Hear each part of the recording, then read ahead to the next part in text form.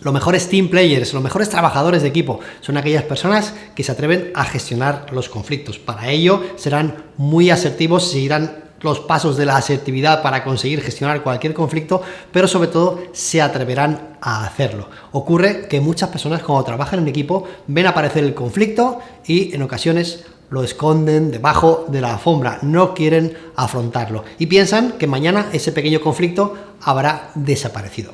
Pero con los conflictos nunca ocurre eso.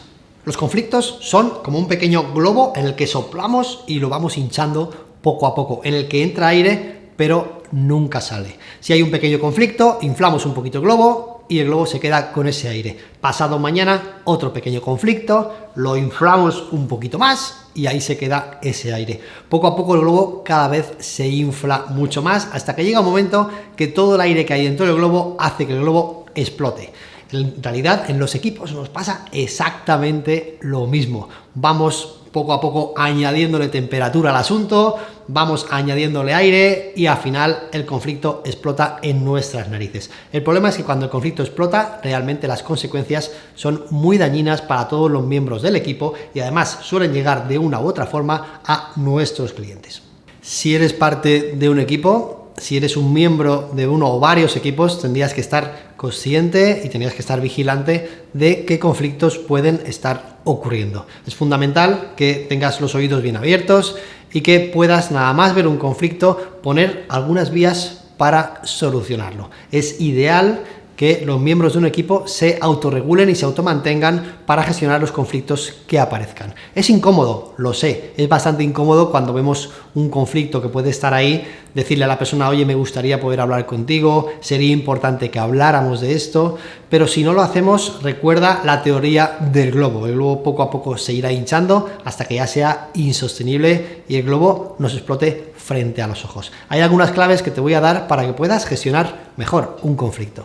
Cuando trabajamos en equipo tenemos que hablar sobre todo de que el problema o el conflicto no es un problema particular de una persona, sino que es un problema real de todos. Por lo tanto, hablaremos en plural. Nos ha pasado esto, nos está ocurriendo esto otro, estamos dejando de lado este tipo de cosas.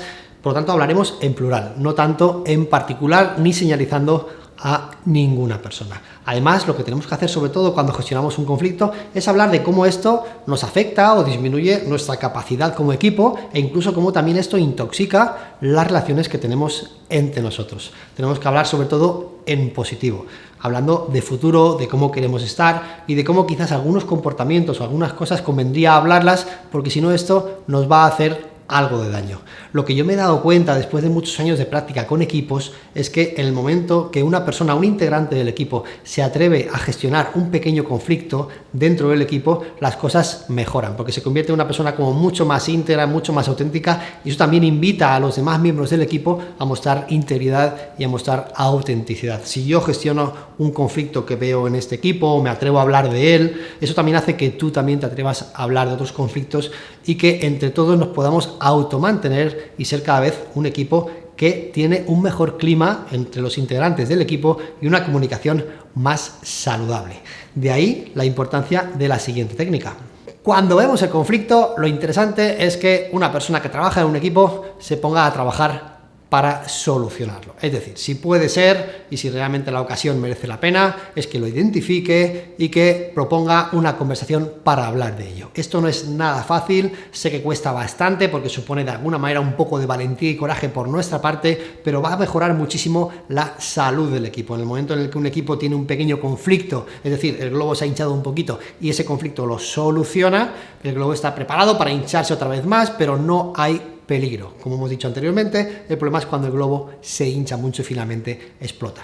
Por lo tanto, si vemos un pequeño conflicto, planteamos una conversación y lo resolvemos en equipo. Al resolverlo, lo ideal es que hablemos en plural, de que como equipo podemos mejorar esto, podemos mejorar aquello, de que este tipo de comportamientos quizás no sean muy positivos, para que las personas vean que no estamos particularizando, sino que estamos hablando en plural de todos nosotros. Además, seremos lo más constructivos posibles en la comunicación, teniendo una comunicación lo más saludable, lo más fácil y nutritiva posible para que el equipo salga de allí en positivo, habiendo solucionado ese pequeño conflicto y, por tanto, deshinchado el globo.